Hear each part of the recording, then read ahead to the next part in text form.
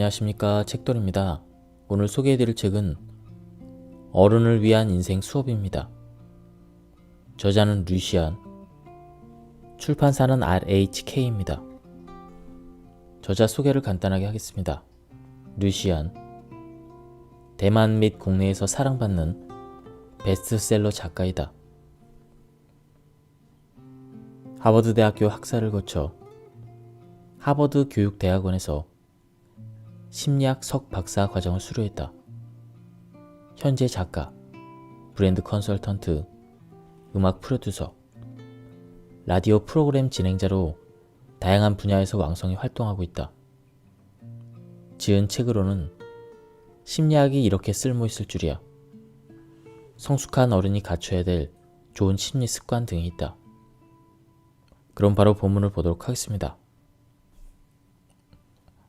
평소 통제의 욕구를 강하게 갖고 있던 사람이라면 지난 한 해가 무척 힘들었을 것이다. 모든 것이 미지의 언저리에 놓여 언제든 통제력을 잃을 수 있는 상황이었기 때문이다. 통제란 우리가 통제 가능하며 의식적으로 행하는 모든 결정이다. 우리가 날씨를 통제할 수 있을까? 불가능하다. 나는 20일이 넘게 비가 내리고 추위에 덜덜 떨어야 되는 타이페이에 계속 머무를 수도 있고, 온 가족을 데리고 비가 내리지 않는 가오슝으로 넘어갈 수도 있다. 오로지 나의 선택만이 내가 통제할 수 있는 것이다. 타이베이로 다시 돌아왔을 때 계속 장마가 이어져도 나는 나에게 선택권이 있다는 사실을 알고 있다. 그 사실을 알고 있는 것만으로도 나의 감정은 날씨의 영향을 덜 받을 것이다.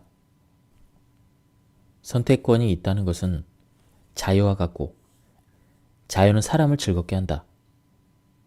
우리가 열심히 일해서 돈을 버는 것도 미래에 더 많은 선택권을 갖기 위해서가 아닐까. 하지만 아쉽게도 그렇게 살지 않는 사람들이 많이 있다. 좋은 조건을 갖추고도 아무 조건도 갖추지 못한 것처럼 살거나, 열심히 만든 황금 세 장을 손에 쥐고 우울해하기도 한다.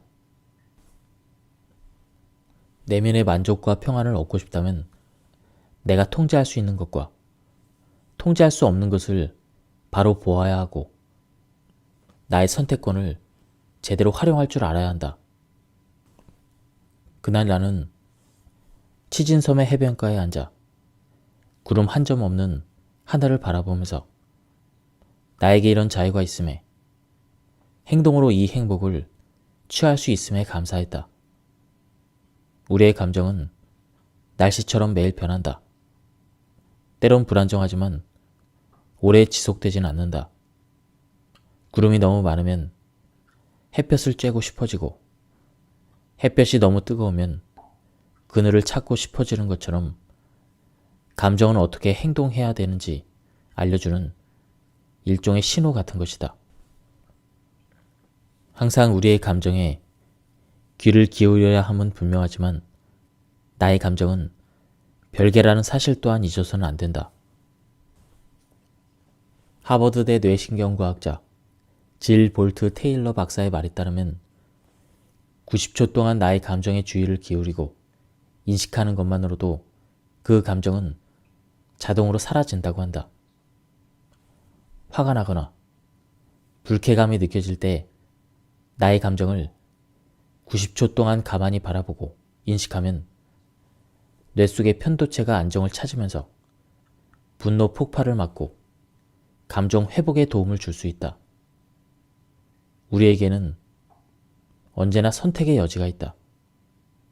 의식이란 감정이 일어나는 무대이며 언제나 감정보다 한층 위에 있다는 것을 인지한다면 감정 자체를 태연하게 바라볼 수가 있다.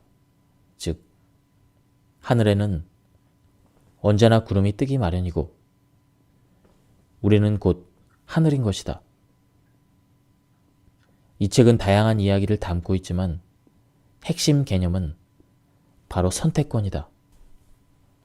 스트레스가 심해서 가슴이 답답하거나 일이 뜻대로 풀리지 않을 때 벽을 때리고 소리 지르기보다는 뒤로 한 발 물러서서 심호흡을 한번 해보자. 그리고 대상의 본질을 바라보다 보면 모든 감정이 지나가 버린다는 걸 알게 된다. 감정을 인식하고 난 후에는 행동으로 이어가보자.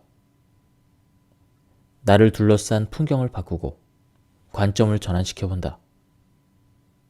작은 실천으로 삶을 조금씩 조종하면서 무슨 일이 일어나는지 다시 한번 살펴보자.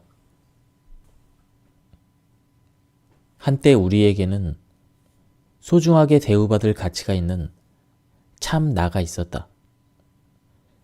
마치 어머니가 아기를 바라보면 흐뭇한 미소가 흘러나오는 것처럼 우리가 초심을 지키고 참나를 받아들이면 생각과 언행이 일치하며 빛이 난다.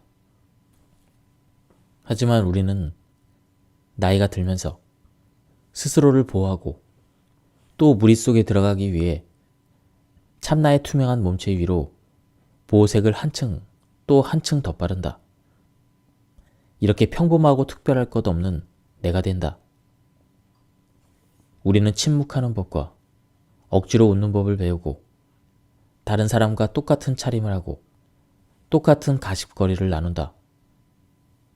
시간이 흐르면서 나의 본래 모습을 점차 잊어버린다. 점토로 뒤덮인 내 모습은 곧 나 자신이 되어버린다. 그것을 지키느라 그 뒤에 더 강인하고 빛나는 본질이 있다는 것을 잊어버린다.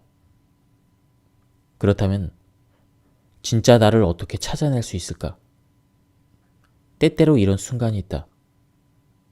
어쩔 수 없이 좌절을 마주해야 할 때, 안전지대를 벗어나야만 할 때, 수없이 넘어질 때, 바로 이때 나의 상처를 자세히 관찰하는 것이다. 그렇다. 우리는 살아오면서 많은 상처를 입는다. 어쩌면 영원히 상처를 안고 가야 할지도 모른다. 하지만 이 불운을 나 자신을 알아가는 기회로 볼 수 있다면 그 틈 안에 숨겨진 새로운 힘이 보일지도 모른다. 심리학에서는 이것을 외상 후 성장이라고 부른다. 삶의 격변을 경험하고 그러고 나면 오히려 더욱 강인해진다는 것이다. 이렇게 긍정적인 변화를 만드는 데 중요한 작용을 하는 것이 두 가지가 있다. 첫째, 감사하는 마음이다. 감사하는 마음을 연습하면 불행을 은혜로운 일로 재해석하는 데 도움이 된다. 둘째, 믿음이다. 여기서 믿음이란 반드시 종교적인 믿음이 아니라 자신에 대한 신념을 말한다. 내가 이 세상에 존재하는 것에는 계획과 목적이 있다는 사실을 믿는 것이다. 그 목적이 무엇인지 몰라도 괜찮다. 그 사실을 믿는 것만으로도 목적을 계속해서 찾게 되고 그것은 곧 나를 변화시키는 계기가 될 것이다. 사실 마음 챙김 명상은 머릿속을 비우는 것이 아니다. 부정적인 감정을 없애는 것 또한 아니다. 오히려 그 반대에 가깝다. 머릿속에 떠오르는 생각을 거부할 필요가 없는 것이다. 내가 해석하는 마음 챙김은, 즉 바를 정은 바른 방향을 뜻하는 게 아니라 바로 보기이다. 즉 자기 생각을 회피하지 않고 똑바로 바라보는 것이다. 어떤 일로 인해 감정이 일어나고 자극되어 감정을 통제할 수 없을 때 우리가 느끼는 곤혹감은 감정을 촉발해낸 그 일 자체를 뛰어넘는 경우가 많이 있다. 우리는 떨쳐낼 수 없는 그 감정들 속에서 헤어나오지 못한다. 내가 추천하는 마음 챙김 명상은 감정과 공존할 수 있는 좋은 방법이다. 다만 이 방법을 시도할 때는 스스로 생각을 그만하자라거나 생각을 빨리 없애자라는 요구를 하지 않는다. 우선 나의 주의를 집중시킬 수 있는 고정된 대상을 찾아야 한다. 대부분의 명상법은 자신의 호흡에 집중하거나 호흡할 때 눈을 가늘게 뜨고 코 끝을 주시하라고 한다. 또는 천천히 숨을 내쉬면서 공기가 입술을 통과할 때 그때 느껴지는 약한 떨림에 집중하라고 한다. 어떤 작은 대상이나 신체상의 느낌에 주의를 집중하고 있을 때 우리는 고도의 집중 상태에 놓인다. 이때 뇌는 비워지는 것이 아니라 약간은 의식의 장막을 떠받치고 있는 기둥의 모습에 가깝다. 이와 동시에 수많은 생각들이 끊임없이 머릿속으로 들어올 수 있다. 바로 이때가 중요하다. 이런 상황이 오면 그것을 받아들이자. 어떠한 비판도 없이 그대로. 그러다가도 갑자기 또 익숙하고 불길한 예감이 들면서 잡생각이 시작될지도 모른다. 하지만 이렇게 잡념이 시작되었을 때 그 생각을 쫓아버리려 하지 말고 마음속으로 그 생각들을 마주하며 오케이, 너로구나 이렇게 말해보자. 나의 주의력은 고정 대상에 여전히 집중을 유지하고 있어야 한다. 감정을 바라보면서 그것이 모였다 사라지도록 두면 어느 순간 머릿속은 텅 비어 있을 것이다. 아무리 무섭게 밀려드는 생각들도 너로구나 이렇게 말한 뒤 고정 대상의 주의를 집중한 채 몇 초가 흐르면 생각이 연기처럼 스스로 사라져버린다. 아주 신기한 느낌이다. 명상가들은 이렇게 말한다. 마음 챙김 명상은 이런 느낌이에요. 하늘의 어떤 한 점을 주시하고 있을 때 눈앞으로 구름이 천천히 흘러가죠. 그런데 나의 주의력은 그 어떤 구름에도 고정되지 않는 겁니다. 우리의 모든 생각은 눈앞을 스쳐가는 구름과도 같고 또 아주 잠깐의 날씨와도 같다. 하지만 우리는 하늘이기에 날씨가 어떻게 변하든 흔들리지 않는다. 하늘은 영원히 그곳에 변하지 않고 존재한다. 그러므로 명상을 하면서 모든 것이 비워지기를 바라는 것은 하늘을 바라보며 하늘이 텅 비어 있기를 바라거나 강한 태풍이 불어와 모든 구름을 한순간에 날려버리기를 바라는 것과 같다. 이것은 불가능한 일이다. 하늘에는 언제나 구름이 존재한다. 그러나 우리는 하늘이다. 이 구름을 받아들이고 호흡과 고정 대상에 집중한 뒤 생각이 천천히 흘러가기를 기다리자. 감정 기복이 실은 그렇게 두려운 것이 아니라는 걸 알게 될 것이다.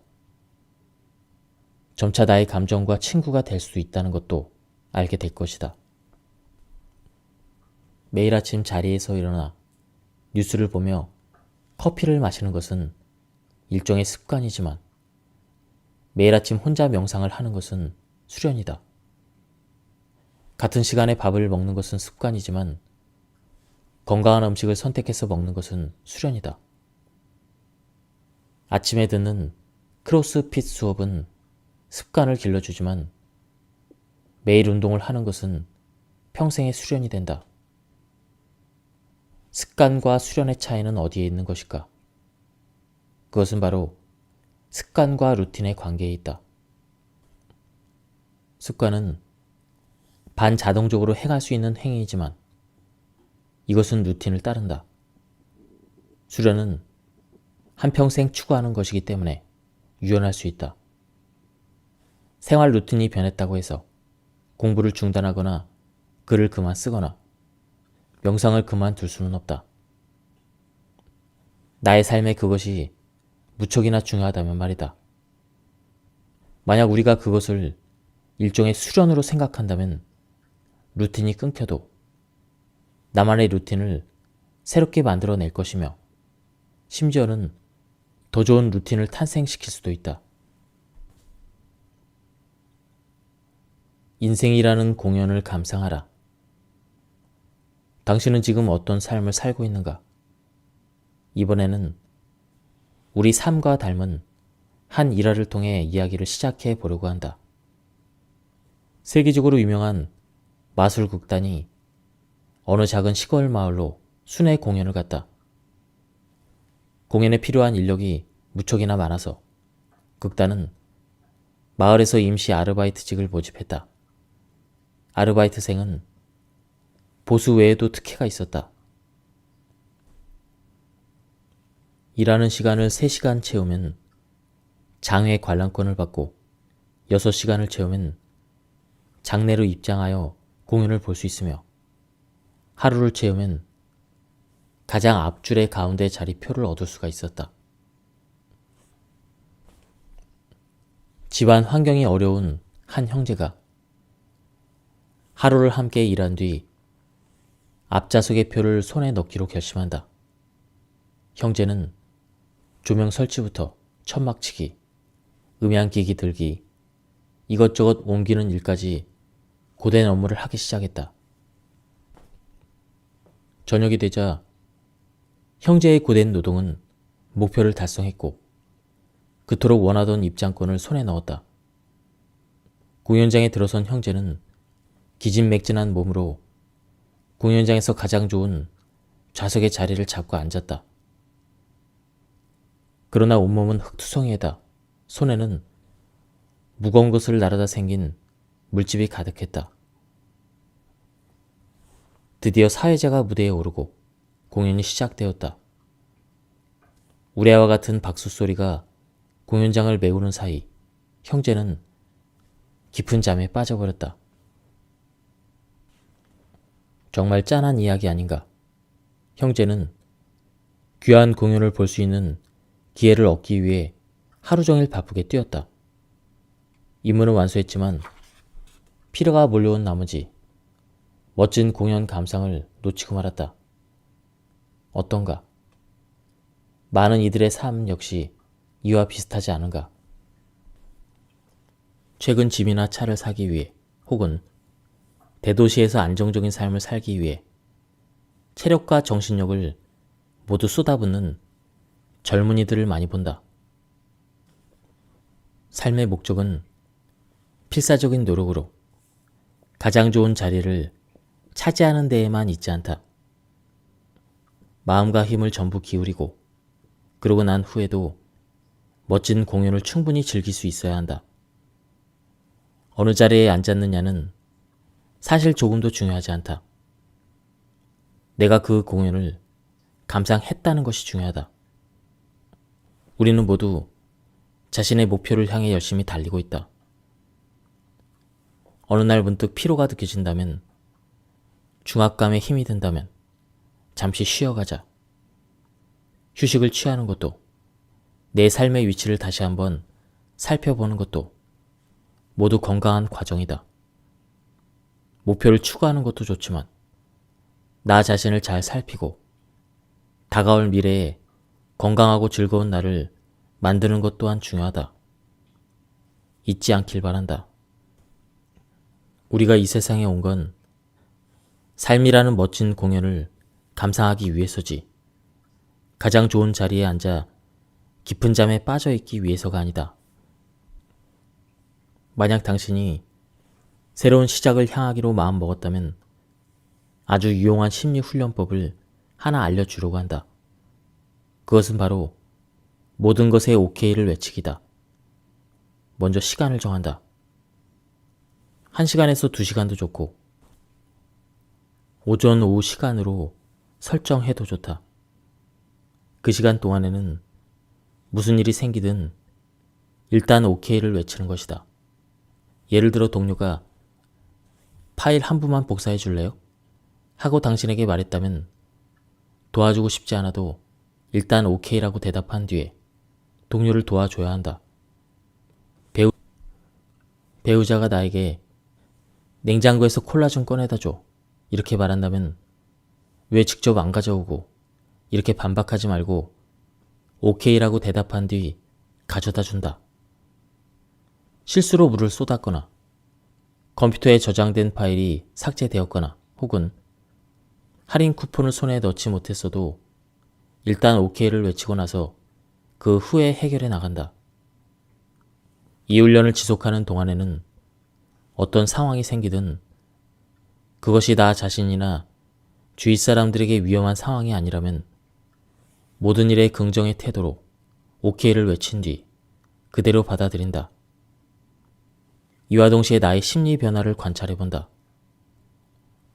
거부감이 올라오던 그때부터 상대방에게 긍정의 답을 할 때까지, 그리고 상대방의 반응과 나의 마음속 반응을 살펴보는 것이다.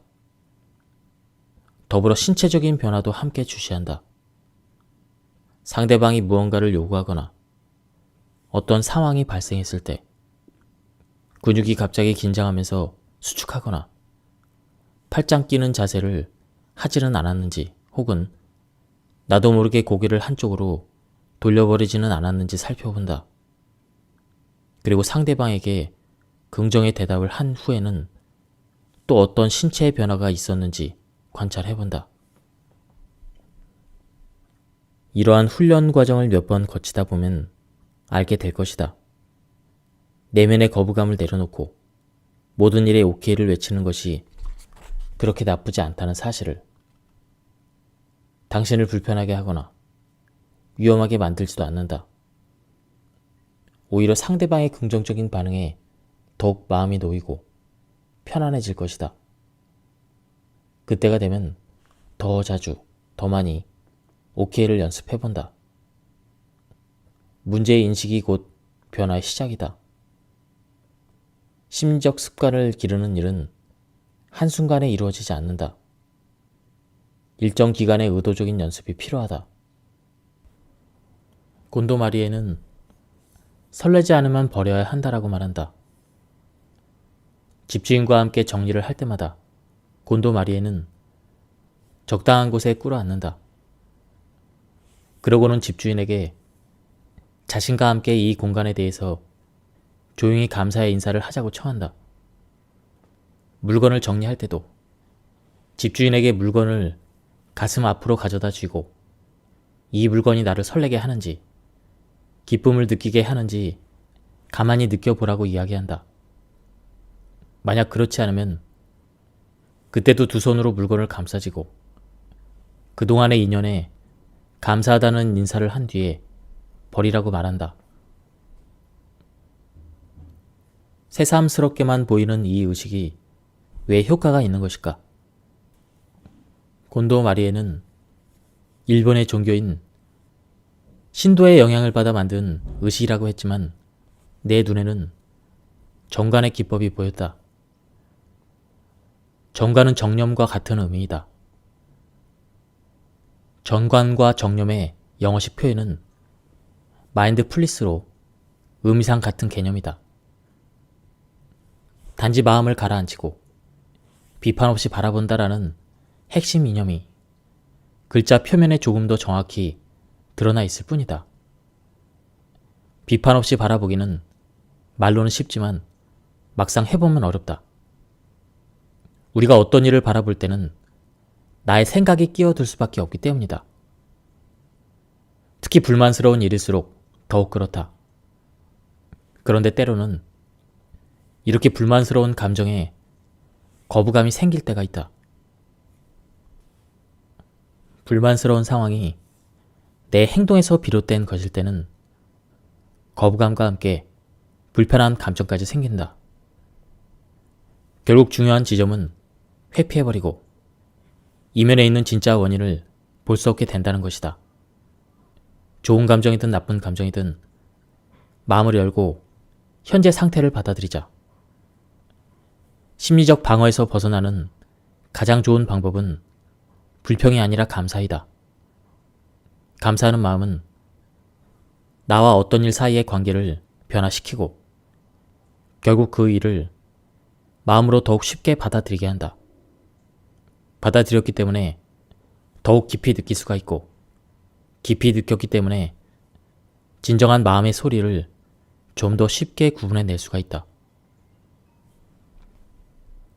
소중히 여겨야 할 것과 버려도 좋은 것 역시 마음의 소리가 알려줄 것이다. 설레지 않으면 버리라는 정리법의 이면에는 자신이 가진 모든 물건을 소중히 하라는 가르침이 담겨 있다. 나를 설레게 하는 물건들만 남기고 나 또한 모든 물건의 마음을 다하라는 가르침이다. 감사의 마음을 갖고 비판 없이 바라보는 정관, 즉 마인드풀리스는 단살이를 하는데 아주 좋은 연습이 된다. 즉 끊고 버리고 떠나기, 이것을 단살이라고 합니다. 쇼핑을 할 때도 시도해 볼 수가 있다. 소비하는 순간의 느낌을 가만히 바라보는 일명 마인드풀리스 쇼핑이다. 예를 들어 옷을 한 벌 들고 계산대로 갈 때 일단 멈춰 서서 이 옷을 구매하는 것이 나에게 어떤 느낌을 주는가? 손에 들고 있는 이 옷이 나를 충분히 설레게 하는가? 스스로 질문해본다. 만약 이에 대한 대답이 아니오라면 왜 사려고 하는지 물어보고 예라면 한 단계 더 나아가 왜 설레게 하는가? 이렇게 묻는다. 이에 대한 대답이 저렴한 가격이라면 다시 제자리에 갖다 놓는다. 생활 필수품이 아닌 이상 물건을 구매하는 주된 이유가 저렴함이 되어서는 안 되기 때문이다. 정말 필요한 것이라면 논외로 해야겠지만 물자가 풍부한 시대에 살고 있는 우리가 대비책으로 물건을 쟁여두어야 할 일은 없다. 중독에서 빠져나오는 가장 효과적인 방법은 기존에 중독적으로 하던 행위를 다른 행동으로 대신하는 것이다. 게임에 빠진 아이라면 부모가 야외로 자주 데리고 다니면서 더 재미난 것들을 접하게 해주거나, 흡연 중독이라면 담배 생각이 날 때 대신 껌을 씹거나 아예 바깥으로 나가 운동을 하는 것이다. 드라마나 웹소설에 푹 빠져있는 사람도 다른 활동들을 찾아서 대신해 볼 수가 있다. 우리 뇌에는 가소성이 있다. 대체하기로 선택했던 또 다른 행동에 익숙해질 때가 되면 우리가 중독되었던 것에는 더 이상 끌리지 않게 되고 그렇게 삶은 더 건강해질 것이다. 심리학자들에 따르면 누군가 옆에서 함께하거나 사람들과 어울릴 때 중독 행위가 저절로 억제된다고 한다. 무언가에 중독된 사람과 종일 함께 있어주고 이야기를 나누고 무언가를 같이 하는 것만으로도 어쩌면 중독 행위를 멈출 수 있을지도 모른다. 그러므로 가족이나 친구가 그다지 건강하지 못한 행위에 중독되었을 때 상대방을 도와주고 싶다면 옆에 함께 있어주는 것이 가장 좋다. 새로운 시각이 새로운 일상을 만든다. 가끔은 몸과 마음에 적당한 거리를 두고 새로운 시각으로 내가 있는 곳을 바라볼 필요가 있다. 이미 익숙해진 불편은 새롭고 창의적인 사고로 개선시킬 필요가 있다. 하지만 그보다 다시 한번 주의 깊게 바라보고 머릿속에 각별한 일로 담아두는 것이 더욱 중요하다. 익숙했던 풍경도 다시 새로운 눈으로 바라보면 훈훈함을 느낄 수가 있다. 캐나다로 이민을 갔다가 최근 친척집에 방문하기 위해 대만을 찾은 친구는 내게 이렇게 말했다.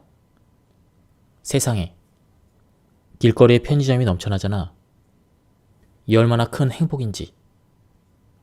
현재 자신이 사는 곳과 대비가 큰 만큼 고향으로 돌아왔을 때의 감격은 깊어진다. 새롭게 일상을 마주할 수 있는 기회인 여행이 여의치 않은 상황이라면 아예 지금 이 순간 걸음을 멈추고 카메라를 들어보자. 지금 이 자리에서 평소와는 다른 시선으로 일상의 모든 것을 느끼고 기록하는 것이다. 새로운 눈으로 주위를 둘러보며 이 도시의 리듬에 나의 마음을 자유롭게 내맡겨보자. 자연의 빛이 어떻게 변화하는지 관찰하거나 내 물건을 둘러싼 공간을 살펴보는 것도 좋다. 특별한 시선으로 길을 걷는 것만으로도 감흥이 조금 달라지는 걸 느낄 수가 있다. 더불어 그 과정에서 내 마음 상태의 미묘한 변화를 인식하게 될 것이다. 더 나아가 새로운 눈으로 세상을 바라보자. 원망스러웠던 세상에서 조금은 아름다운 면을 때때로 발견할지도 모른다. 가성비는 우리 뇌 안에서 자동으로 계산된다. 가성비에 대한 척도는 개인에 따라 조금씩 다르다. 그러나 가성비에 지나치게 집착해서는 안 된다.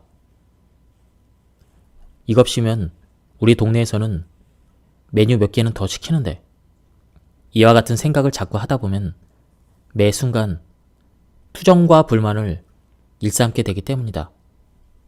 서로 다른 장소와 상황에서 일어나는 경험은 사실 객관적인 비교가 어렵다. 생각의 초점을 이 가격이 지금 나에게 얼만큼의 만족감과 얼만큼의 기쁨을 주는가, 이렇게 새롭게 옮겨볼 수 있지는 않을까. 우리가 매번 가성비만 따지느라 이 순간의 기회를 포기한다면 먹어야 할 때 못 먹고, 편안해야 될 때 편안함을 누리지 못하며, 경험해야 될 때 경험하지 못한다.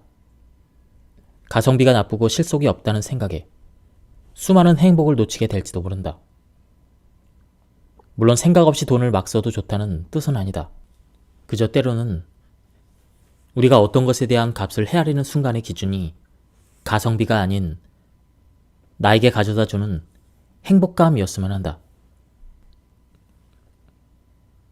정보가 많아지고 시간이 촉박할수록 우리는 감정적으로 일을 처리하기가 쉬워진다. 과장된 이야기를 더욱 쉽게 믿고, 정보에 대한 검증을 잘하지 못하며 그림자만 보고도 쉽게 총을 들게 된다. 현재 상황과 무척 비슷하지 않은가? 우리는 인터넷이라는 필터를 통해 세상을 바라보고 세상과 면대면으로 얽히는 일이 줄었다.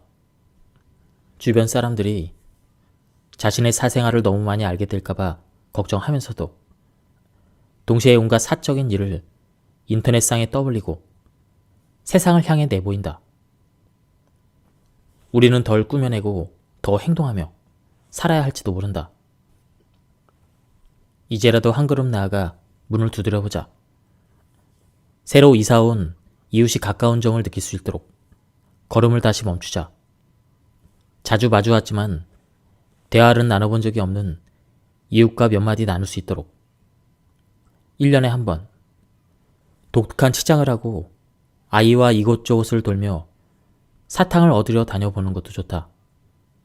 내 삶에서 미지의 영역을 덜고 두려움을 줄이자. 어쩌면 커다란 막대 사탕을 얻을지도 모른다. 감사는 참으로 중요한 마음가짐이다. 예의이기도 하지만 우리를 더욱 즐겁게 만들어주는 태도이기도 하다. 수많은 심리학 연구에서도 이미 밝혀냈듯 평소에 감사하는 마음을 가지면 살아가면서 잘 풀리지 않는 일도 능숙하게 직면할 수 있고 마인드도 긍정적으로 변하게 된다. 나처럼 감사의 길을 써본 사람이라면 아마 대부분이 2주만 지속해도 마인드가 바뀌었다는 걸 느낄 것이다. 더 즐거워지는 것은 물론이고 제법 큰 안정감과 만족감도 얻을 수 있을 것이다. 감사의 길을 쓰고 오랜 시간이 흐르자 감사는 이제 내 삶의 일부가 되었다. 감사의 과정은 크게 4단계로 나눌 수가 있다. 1. 의식하기. 일어난 일을 의식하기. 예를 들어 상대가 나에게 잘해준 것을 의식하는 것이다. 2. 생각하기. 일어난 일을 고찰하기. 상대가 나에게 잘해주는 이유를 판단하는 것이다. 3. 느끼기. 일어난 일이 내게 주는 느낌을 파악하는 것이다. 4. 행동하기. 감사를 표현하기 위한 행동을 하는 것이다. 이처럼 감사 패턴은 의식하고 생각하고 느끼고 행동하는 4단계를 따른다. 안드레아 후송 교수는 감사 패턴 4가지를 모두 작동시키면 진심 어린 감사를 느낄 수 있다고 한다. 이때 패턴을 작동시키는 순서는 먼저 일에 대해서 의식하고 그 다음에는 생각을 묻고 이어서 느낌을 물은 뒤에 마지막에는 행동으로 연결하는 것이다. 이렇게 한다면 아이들은 감사한다는 말을 할 때마다 왜 그래야 하는지에 대한 논리가 생길 것이다. 예를 들면 아이와 함께 아이스크림을 사러 간 경우를 상상해보자. 가게 주인이 아이를 보더니 아이고 귀여워라. 자, 여기 하나 더 줄게. 이렇게 말한다. 이때 부모 대부분은 아이 손에 아이스크림을 건네며 이렇게 말할 것이다. 감사합니다라고 인사해야지. 사실 아이는 감사합니다라고 이야기하면서도 왜 그래야 하는지 잘 모를 수도 있다. 아이들은 그저 아이스크림 2개에 신이 나 있을 뿐이다. 그러나 만약 감사 패턴을 활용한다면 이렇게 이야기해 볼 수도 있다. 우리가 아이스크림을 하나만 달라고 했거든. 근데 이것 봐. 사장님이 하나 더 주셨어. 보이지? 왜 더 주셨을까? 아이들에게는 대답하기 힘든 질문일 수 있다. 그래도 물어야 한다. 부모가 대신 이런 답을 줄 수도 있다. 왜냐하면 사장님이 네가 좋았나 봐. 너무 귀엽고 착하다고 생각하신 것 같아. 엄마 아빠 옆에서 말썽도 안 피우고 가만히 잘 기다려주니까 정말 대단하다고 생각하셨나 봐. 자, 이제 아이스크림이 2개나 생겼는데 기분이 어때? 이때 아이는 좋아라고 대답할 것이다. 그렇다면 우리는 이렇게 이야기할 수가 있다. 그럼 사장님한테 감사하다고 말씀드릴까? 의식하기, 생각하기, 느끼기, 행동하기가 하나의 완벽한 논리로 작동했다. 이 패턴은 단순히 예의 바르게 행동해야 된다는 논리에서 벗어나게 해준다. 특히 우리가 행동과 느낌을 하나로 결합할 때 이 느낌 뒤에는 온전히 감사하다는 마음이라는 논리가 숨어 있다. 나는 좋은 삶은 좋은 습관에서 시작된다고 믿는다. 이때 좋은 습관이란 행동만을 이야기하지 않는다. 생각 역시 하나의 습관이다. 감사는 우리 모두가 어려서부터 나이 들어서까지도 배울 가치가 있는 좋은 생각이자 습관이 아닐까. 예, 지금까지 이 책에 대한 리뷰를 모두 마쳤습니다. 이 책은 저자의 전작들과 마찬가지로 내용이 굉장히 좋고 가독성이 좋았습니다. 그리고 어려운 내용도 쉽게 설명하는 그런 부분이 많아서 좋았습니다. 제가 발췌 요약해서 설명을 드렸기 때문에 맥락이 많이 끊겼습니다. 전체적인 맥락을 파악하고 싶은 분들은 책을 구해서 읽어보실 것을 추천드립니다. 여기서 리뷰를 마치도록 하겠습니다. 감사합니다. 안녕하십니까, 책돌입니다. 오늘 소개해드릴 책은 어른을 위한 인생 수업입니다. 저자는 류시안, 출판사는 RHK입니다. 저자 소개를 간단하게 하겠습니다. 류시안, 대만 및 국내에서 사랑받는 베스트셀러 작가이다. 하버드 대학교 학사를 거쳐 하버드 교육대학원에서 심리학 석박사 과정을 수료했다. 현재 작가, 브랜드 컨설턴트, 음악 프로듀서, 라디오 프로그램 진행자로 다양한 분야에서 왕성히 활동하고 있다. 지은 책으로는 심리학이 이렇게 쓸모있을 줄이야, 성숙한 어른이 갖춰야 될 좋은 심리 습관 등이 있다. 그럼 바로 본문을 보도록 하겠습니다. 평소 통제의 욕구를 강하게 갖고 있던 사람이라면 지난 한 해가 무척 힘들었을 것이다. 모든 것이 미지의 언저리에 놓여 언제든 통제력을 잃을 수 있는 상황이었기 때문이다. 통제란 우리가 통제 가능하며 의식적으로 행하는 모든 결정이다. 우리가 날씨를 통제할 수 있을까? 불가능하다. 나는 20일이 넘게 비가 내리고 추위에 덜덜 떨어야 되는 타이페이에 계속 머무를 수도 있고, 온 가족을 데리고 비가 내리지 않는 가오슝으로 넘어갈 수도 있다. 오로지 나의 선택만이 내가 통제할 수 있는 것이다. 타이베이로 다시 돌아왔을 때 계속 장마가 이어져도 나는 나에게 선택권이 있다는 사실을 알고 있다. 그 사실을 알고 있는 것만으로도 나의 감정은 날씨의 영향을 덜 받을 것이다. 선택권이 있다는 것은 자유와 같고, 자유는 사람을 즐겁게 한다. 우리가 열심히 일해서 돈을 버는 것도 미래에 더 많은 선택권을 갖기 위해서가 아닐까. 하지만 아쉽게도 그렇게 살지 않는 사람들이 많이 있다. 좋은 조건을 갖추고도 아무 조건도 갖추지 못한 것처럼 살거나, 열심히 만든 황금 세 장을 손에 쥐고 우울해하기도 한다. 내면의 만족과 평안을 얻고 싶다면 내가 통제할 수 있는 것과 통제할 수 없는 것을 바로 보아야 하고, 나의 선택권을 제대로 활용할 줄 알아야 한다. 그날 나는 치진섬의 해변가에 앉아 구름 한 점 없는 하늘을 바라보면서 나에게 이런 자유가 있음에, 행동으로 이 행복을 취할 수 있음에 감사했다. 우리의 감정은 날씨처럼 매일 변한다. 때론 불안정하지만 오래 지속되진 않는다.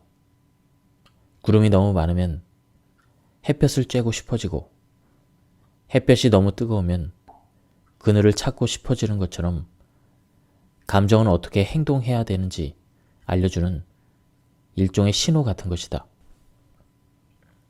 항상 우리의 감정에 귀를 기울여야 함은 분명하지만 나의 감정은 별개라는 사실 또한 잊어서는 안 된다. 하버드대 뇌신경과학자 질 볼트 테일러 박사의 말에 따르면 90초 동안 나의 감정에 주의를 기울이고 인식하는 것만으로도 그 감정은 자동으로 사라진다고 한다. 화가 나거나 불쾌감이 느껴질 때 나의 감정을 90초 동안 가만히 바라보고 인식하면 뇌 속의 편도체가 안정을 찾으면서 분노 폭발을 막고 감정 회복에 도움을 줄 수 있다. 우리에게는 언제나 선택의 여지가 있다. 의식이란 감정이 일어나는 무대이며, 언제나 감정보다 한층 위에 있다는 것을 인지한다면 감정 자체를 태연하게 바라볼 수가 있다. 즉, 하늘에는 언제나 구름이 뜨기 마련이고 우리는 곧 하늘인 것이다. 이 책은 다양한 이야기를 담고 있지만 핵심 개념은 바로 선택권이다. 스트레스가 심해서 가슴이 답답하거나 일이 뜻대로 풀리지 않을 때 벽을 때리고 소리 지르기보다는 뒤로 한 발 물러서서 심호흡을 한번 해보자. 그리고 대상의 본질을 바라보다 보면 모든 감정이 지나가 버린다는 걸 알게 된다. 감정을 인식하고 난 후에는 행동으로 이어가보자. 나를 둘러싼 풍경을 바꾸고 관점을 전환시켜본다. 작은 실천으로 삶을 조금씩 조종하면서 무슨 일이 일어나는지 다시 한번 살펴보자. 한때 우리에게는 소중하게 대우받을 가치가 있는 참 나가 있었다. 마치 어머니가 아기를 바라보면 흐뭇한 미소가 흘러나오는 것처럼 우리가 초심을 지키고 참나를 받아들이면 생각과 언행이 일치하며 빛이 난다. 하지만 우리는 나이가 들면서 스스로를 보호하고 또 무리 속에 들어가기 위해 참나의 투명한 몸체 위로 보호색을 한층 또 한층 덧바른다. 이렇게 평범하고 특별할 것 없는 내가 된다. 우리는 침묵하는 법과 억지로 웃는 법을 배우고 다른 사람과 똑같은 차림을 하고 똑같은 가십거리를 나눈다. 시간이 흐르면서 나의 본래 모습을 점차 잊어버린다. 점토로 뒤덮인 내 모습은 곧 나 자신이 되어버린다. 그것을 지키느라 그 뒤에 더 강인하고 빛나는 본질이 있다는 것을 잊어버린다. 그렇다면 진짜 나를 어떻게 찾아낼 수 있을까? 때때로 이런 순간이 있다. 어쩔 수 없이 좌절을 마주해야 할 때, 안전지대를 벗어나야만 할 때, 수없이 넘어질 때, 바로 이때 나의 상처를 자세히 관찰하는 것이다. 그렇다. 우리는 살아오면서 많은 상처를 입는다. 어쩌면 영원히 상처를 안고 가야 할지도 모른다. 하지만 이 불운을 나 자신을 알아가는 기회로 볼 수 있다면 그 틈 안에 숨겨진 새로운 힘이 보일지도 모른다. 심리학에서는 이것을 외상 후 성장이라고 부른다. 삶의 격변을 경험하고 그러고 나면 오히려 더욱 강인해진다는 것이다. 이렇게 긍정적인 변화를 만드는 데 중요한 작용을 하는 것이 두 가지가 있다. 첫째, 감사하는 마음이다. 감사하는 마음을 연습하면 불행을 은혜로운 일로 재해석하는 데 도움이 된다. 둘째, 믿음이다. 여기서 믿음이란 반드시 종교적인 믿음이 아니라 자신에 대한 신념을 말한다. 내가 이 세상에 존재하는 것에는 계획과 목적이 있다는 사실을 믿는 것이다. 그 목적이 무엇인지 몰라도 괜찮다. 그 사실을 믿는 것만으로도 목적을 계속해서 찾게 되고 그것은 곧 나를 변화시키는 계기가 될 것이다. 사실 마음 챙김 명상은 머릿속을 비우는 것이 아니다. 부정적인 감정을 없애는 것 또한 아니다. 오히려 그 반대에 가깝다. 머릿속에 떠오르는 생각을 거부할 필요가 없는 것이다. 내가 해석하는 마음 챙김은, 즉 바를 정은 바른 방향을 뜻하는 게 아니라 바로 보기이다. 즉 자기 생각을 회피하지 않고 똑바로 바라보는 것이다. 어떤 일로 인해 감정이 일어나고 자극되어 감정을 통제할 수 없을 때 우리가 느끼는 곤혹감은 감정을 촉발해낸 그 일 자체를 뛰어넘는 경우가 많이 있다. 우리는 떨쳐낼 수 없는 그 감정들 속에서 헤어나오지 못한다. 내가 추천하는 마음 챙김 명상은 감정과 공존할 수 있는 좋은 방법이다. 다만 이 방법을 시도할 때는 스스로 생각을 그만하자라거나 생각을 빨리 없애자라는 요구를 하지 않는다. 우선 나의 주의를 집중시킬 수 있는 고정된 대상을 찾아야 한다. 대부분의 명상법은 자신의 호흡에 집중하거나 호흡할 때 눈을 가늘게 뜨고 코 끝을 주시하라고 한다. 또는 천천히 숨을 내쉬면서 공기가 입술을 통과할 때 그때 느껴지는 약한 떨림에 집중하라고 한다. 어떤 작은 대상이나 신체상의 느낌에 주의를 집중하고 있을 때 우리는 고도의 집중 상태에 놓인다. 이때 뇌는 비워지는 것이 아니라 약간은 의식의 장막을 떠받치고 있는 기둥의 모습에 가깝다. 이와 동시에 수많은 생각들이 끊임없이 머릿속으로 들어올 수 있다.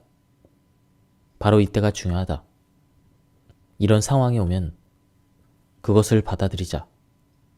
어떠한 비판도 없이 그대로. 그러다가도 갑자기 또 익숙하고 불길한 예감이 들면서 잡생각이 시작될지도 모른다. 하지만 이렇게 잡념이 시작되었을 때 그 생각을 쫓아버리려 하지 말고 마음속으로 그 생각들을 마주하며 오케이, 너로구나 이렇게 말해보자. 나의 주의력은 고정 대상에 여전히 집중을 유지하고 있어야 한다. 감정을 바라보면서 그것이 모였다 사라지도록 두면 어느 순간 머릿속은 텅 비어 있을 것이다. 아무리 무섭게 밀려드는 생각들도 너로구나 이렇게 말한 뒤 고정 대상에 주의를 집중한 채 몇 초가 흐르면 생각이 연기처럼 스스로 사라져버린다. 아주 신기한 느낌이다. 명상가들은 이렇게 말한다. 마음 챙김 명상은 이런 느낌이에요. 하늘에 어떤 한 점을 주시하고 있을 때 눈앞으로 구름이 천천히 흘러가죠. 그런데 나의 주의력은 그 어떤 구름에도 고정되지 않는 겁니다. 우리의 모든 생각은 눈앞을 스쳐가는 구름과도 같고 또 아주 잠깐의 날씨와도 같다. 하지만 우리는 하늘이기에 날씨가 어떻게 변하든 흔들리지 않는다. 하늘은 영원히 그곳에 변하지 않고 존재한다. 그러므로 명상을 하면서 모든 것이 비워지기를 바라는 것은 하늘을 바라보며 하늘이 텅 비어 있기를 바라거나 강한 태풍이 불어와 모든 구름을 한순간에 날려버리기를 바라는 것과 같다. 이것은 불가능한 일이다. 하늘에는 언제나 구름이 존재한다. 그러나 우리는 하늘이다. 이 구름을 받아들이고 호흡과 고정 대상에 집중한 뒤 생각이 천천히 흘러가기를 기다리자. 감정 기복이 실은 그렇게 두려운 것이 아니라는 걸 알게 될 것이다. 점차 나의 감정과 친구가 될 수 있다는 것도 알게 될 것이다.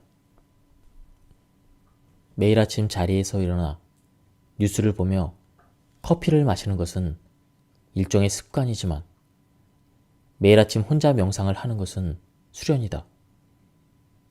같은 시간에 밥을 먹는 것은 습관이지만 건강한 음식을 선택해서 먹는 것은 수련이다.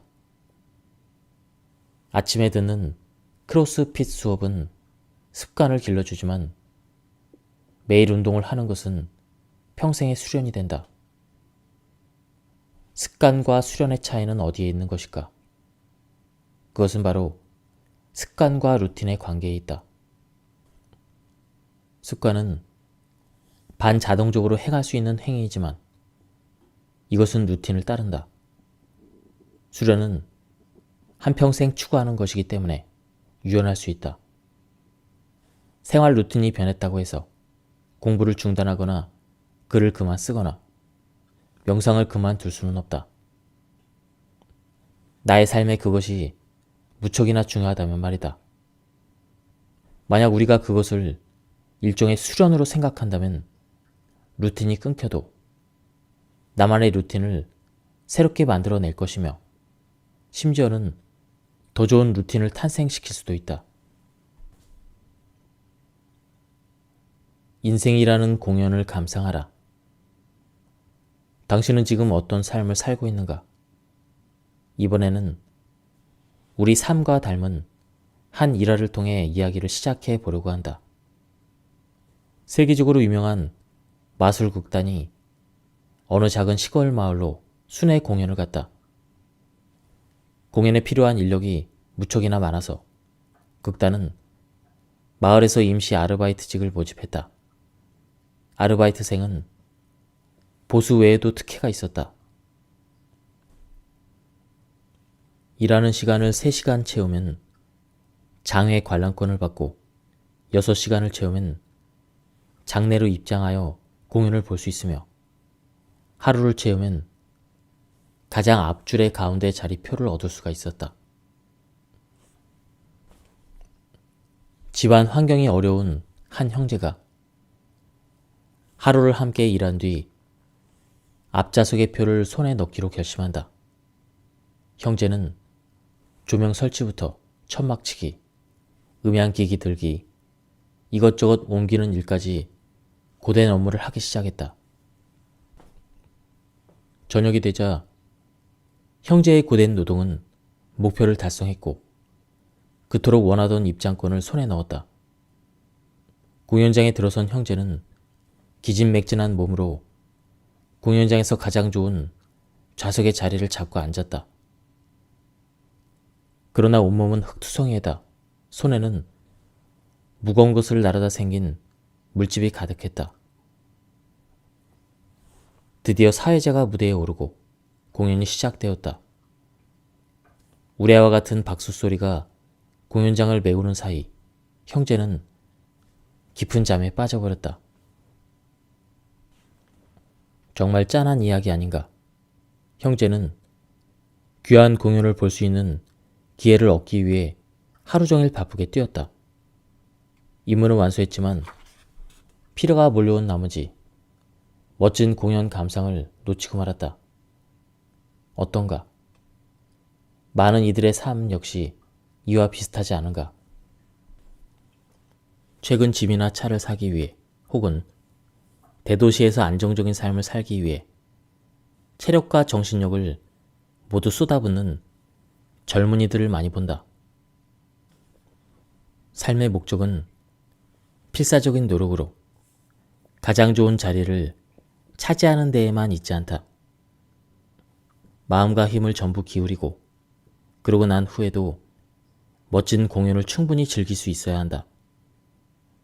어느 자리에 앉았느냐는 사실 조금도 중요하지 않다.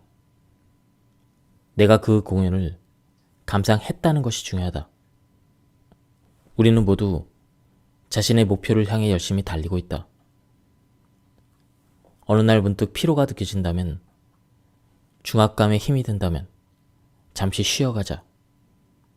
휴식을 취하는 것도, 내 삶의 위치를 다시 한번 살펴보는 것도 모두 건강한 과정이다.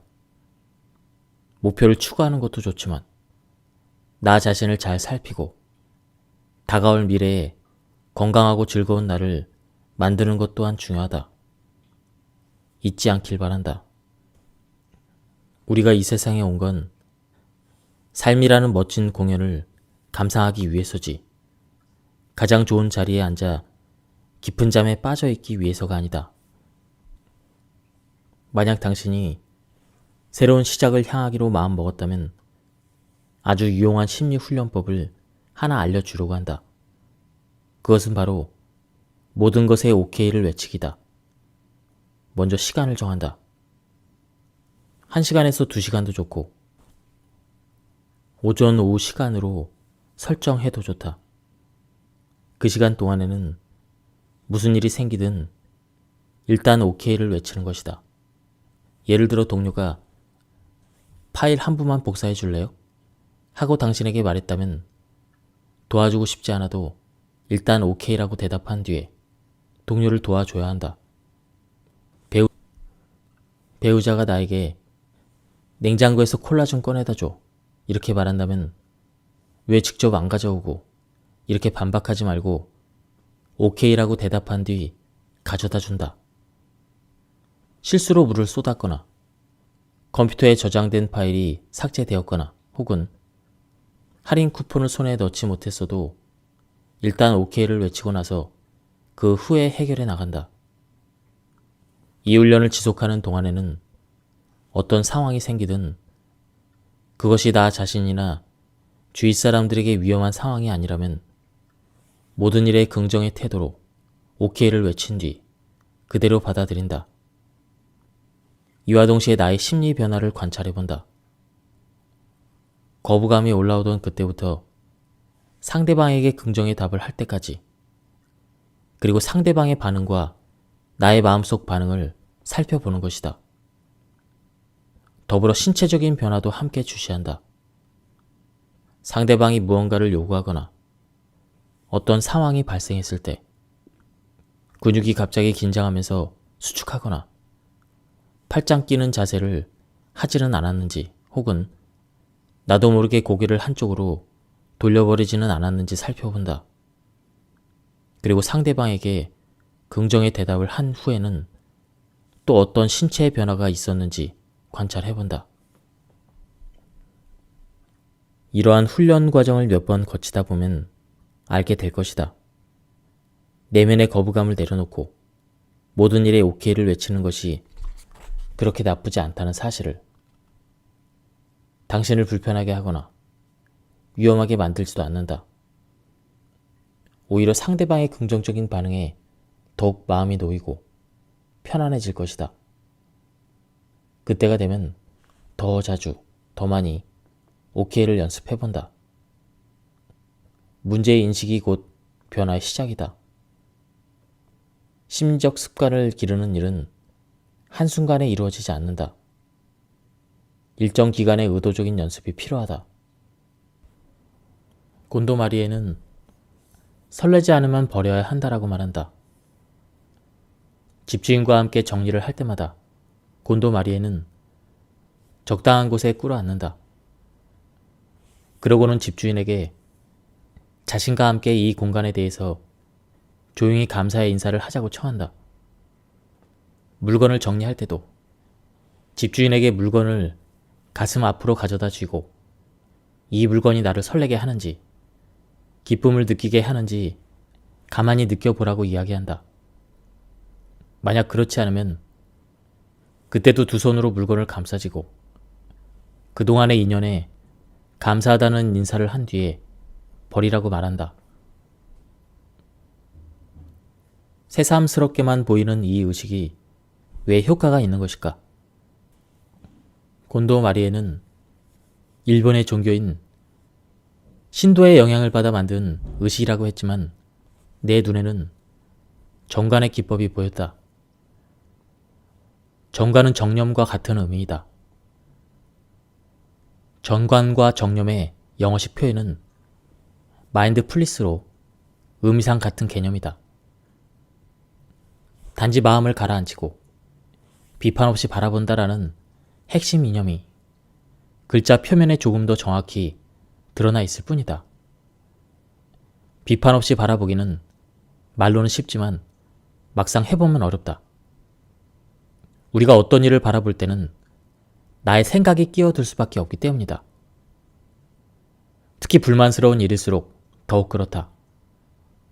그런데 때로는 이렇게 불만스러운 감정에 거부감이 생길 때가 있다. 불만스러운 상황이 내 행동에서 비롯된 것일 때는 거부감과 함께 불편한 감정까지 생긴다. 결국 중요한 지점은 회피해버리고 이면에 있는 진짜 원인을 볼 수 없게 된다는 것이다. 좋은 감정이든 나쁜 감정이든 마음을 열고 현재 상태를 받아들이자. 심리적 방어에서 벗어나는 가장 좋은 방법은 불평이 아니라 감사이다. 감사하는 마음은 나와 어떤 일 사이의 관계를 변화시키고 결국 그 일을 마음으로 더욱 쉽게 받아들이게 한다. 받아들였기 때문에 더욱 깊이 느낄 수가 있고 깊이 느꼈기 때문에 진정한 마음의 소리를 좀 더 쉽게 구분해낼 수가 있다. 소중히 여겨야 할 것과 버려도 좋은 것 역시 마음의 소리가 알려줄 것이다. 설레지 않으면 버리라는 정리법의 이면에는 자신이 가진 모든 물건을 소중히 하라는 가르침이 담겨 있다. 나를 설레게 하는 물건들만 남기고 나 또한 모든 물건의 마음을 다하라는 가르침이다. 감사의 마음을 갖고 비판 없이 바라보는 정관, 즉 마인드풀리스는 단살이를 하는데 아주 좋은 연습이 된다. 즉 끊고 버리고 떠나기, 이것을 단살이라고 합니다. 쇼핑을 할 때도 시도해 볼 수가 있다. 소비하는 순간의 느낌을 가만히 바라보는 일명 마인드풀리스 쇼핑이다. 예를 들어 옷을 한 벌 들고 계산대로 갈 때 일단 멈춰 서서 이 옷을 구매하는 것이 나에게 어떤 느낌을 주는가? 손에 들고 있는 이 옷이 나를 충분히 설레게 하는가? 스스로 질문해본다. 만약 이에 대한 대답이 아니오라면 왜 사려고 하는지 물어보고 예라면 한 단계 더 나아가 왜 설레게 하는가? 이렇게 묻는다. 이에 대한 대답이 저렴한 가격이라면 다시 제자리에 갖다 놓는다. 생활 필수품이 아닌 이상 물건을 구매하는 주된 이유가 저렴함이 되어서는 안 되기 때문이다.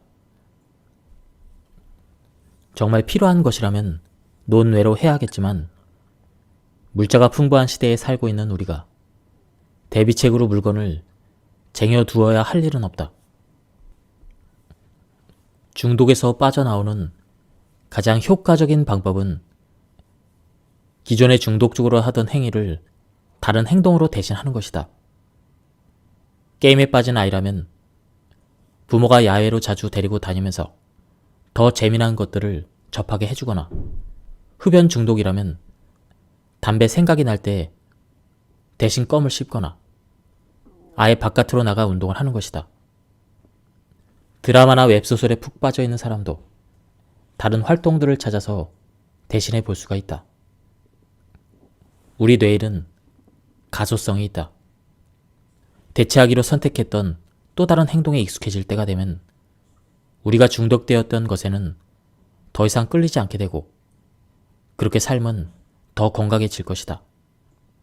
심리학자들에 따르면 누군가 옆에서 함께하거나 사람들과 어울릴 때 중독 행위가 저절로 억제된다고 한다. 무언가에 중독된 사람과 종일 함께 있어주고 이야기를 나누고 무언가를 같이 하는 것만으로도 어쩌면 중독 행위를 멈출 수 있을지도 모른다. 그러므로 가족이나 친구가 그다지 건강하지 못한 행위에 중독되었을 때 상대방을 도와주고 싶다면 옆에 함께 있어주는 것이 가장 좋다. 새로운 시각이 새로운 일상을 만든다. 가끔은 몸과 마음에 적당한 거리를 두고 새로운 시각으로 내가 있는 곳을 바라볼 필요가 있다. 이미 익숙해진 불편은 새롭고 창의적인 사고로 개선시킬 필요가 있다. 하지만 그보다 다시 한번 주의 깊게 바라보고 머릿속에 각별한 일로 담아두는 것이 더욱 중요하다. 익숙했던 풍경도 다시 새로운 눈으로 바라보면 훈훈함을 느낄 수가 있다. 캐나다로 이민을 갔다가 최근 친척집에 방문하기 위해 대만을 찾은 친구는 내게 이렇게 말했다. 세상에, 길거리에 편의점이 넘쳐나잖아. 이 얼마나 큰 행복인지. 현재 자신이 사는 곳과 대비가 큰 만큼 고향으로 돌아왔을 때의 감격은 깊어진다. 새롭게 일상을 마주할 수 있는 기회인 여행이 여의치 않은 상황이라면 아예 지금 이 순간 걸음을 멈추고 카메라를 들어보자.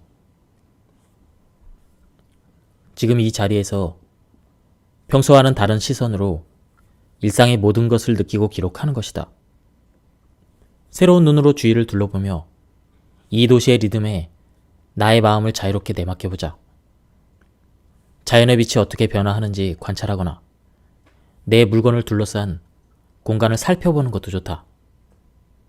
특별한 시선으로 길을 걷는 것만으로도 감흥이 조금 달라지는 걸 느낄 수가 있다.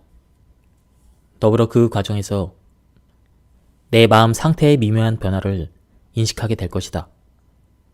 더 나아가 새로운 눈으로 세상을 바라보자. 원망스러웠던 세상에서 조금은 아름다운 면을 때때로 발견할지도 모른다. 가성비는 우리 뇌 안에서 자동으로 계산된다. 가성비에 대한 척도는 개인에 따라 조금씩 다르다. 그러나 가성비에 지나치게 집착해서는 안 된다. 이겁시면 우리 동네에서는 메뉴 몇 개는 더 시키는데, 이와 같은 생각을 자꾸 하다 보면 매 순간 투정과 불만을 일삼게 되기 때문이다.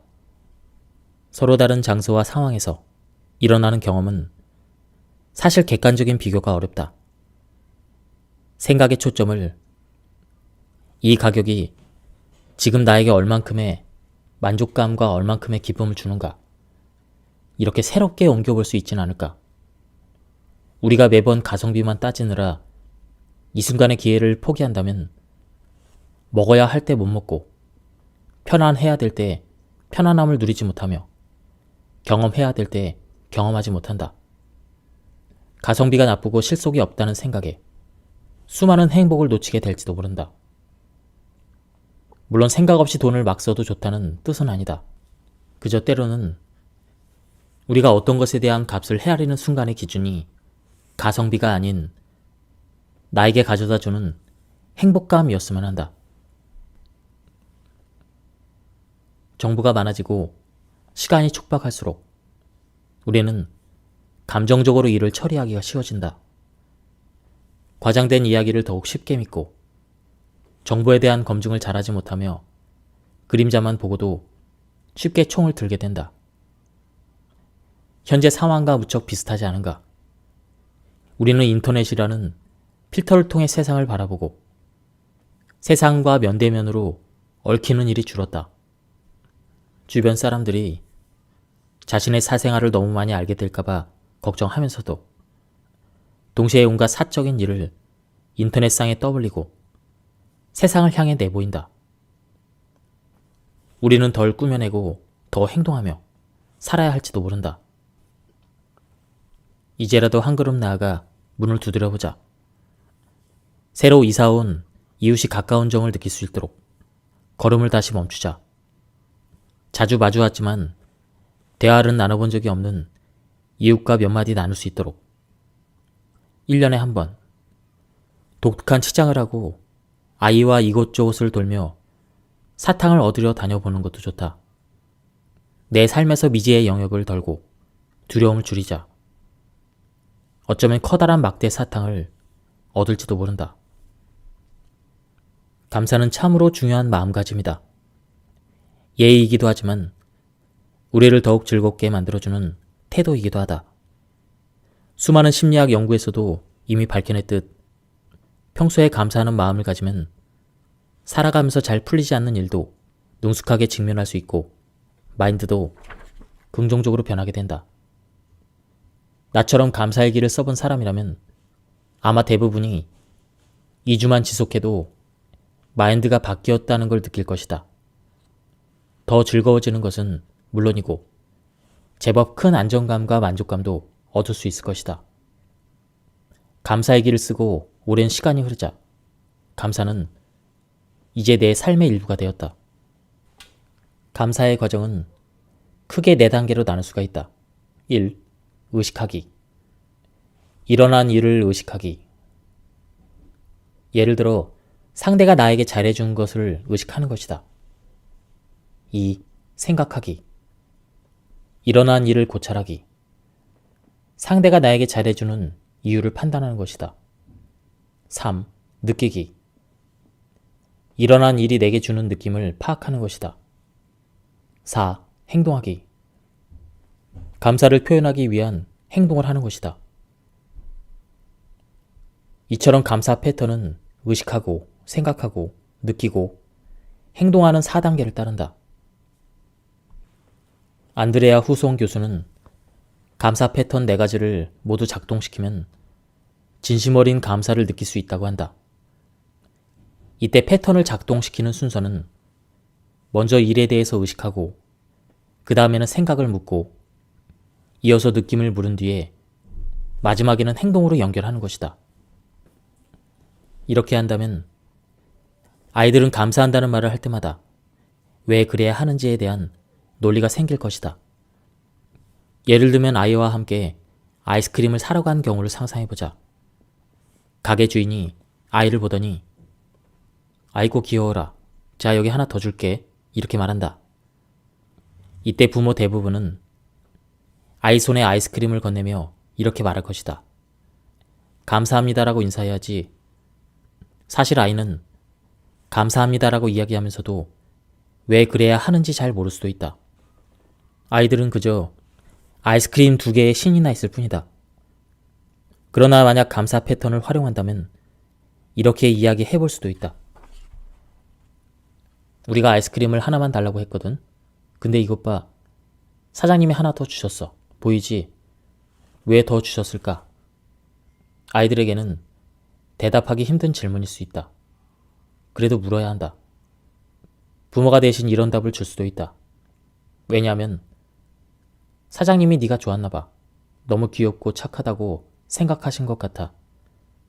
엄마 아빠 옆에서 말썽도 안 피우고 가만히 잘 기다려주니까 정말 대단하다고 생각하셨나 봐.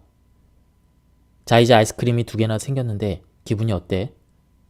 이때 아이는 좋아라고 대답할 것이다. 그렇다면 우리는 이렇게 이야기할 수가 있다. 그럼 사장님한테 감사하다고 말씀드릴까? 의식하기, 생각하기, 느끼기, 행동하기가 하나의 완벽한 논리로 작동했다. 이 패턴은 단순히 예의 바르게 행동해야 된다는 논리에서 벗어나게 해준다. 특히 우리가 행동과 느낌을 하나로 결합할 때 이 느낌 뒤에는 온전히 감사하다는 마음이라는 논리가 숨어 있다. 나는 좋은 삶은 좋은 습관에서 시작된다고 믿는다. 이때 좋은 습관이란 행동만을 이야기하지 않는다. 생각 역시 하나의 습관이다. 감사는 우리 모두가 어려서부터 나이 들어서까지도 배울 가치가 있는 좋은 생각이자 습관이 아닐까. 예, 지금까지 이 책에 대한 리뷰를 모두 마쳤습니다. 이 책은 저자의 전작들과 마찬가지로 내용이 굉장히 좋고 가독성이 좋았습니다. 그리고 어려운 내용도 쉽게 설명하는 그런 부분이 많아서 좋았습니다. 제가 발췌 요약해서 설명을 드렸기 때문에 맥락이 많이 끊겼습니다. 전체적인 맥락을 파악하고 싶은 분들은 책을 구해서 읽어보실 것을 추천드립니다. 여기서 리뷰를 마치도록 하겠습니다. 감사합니다.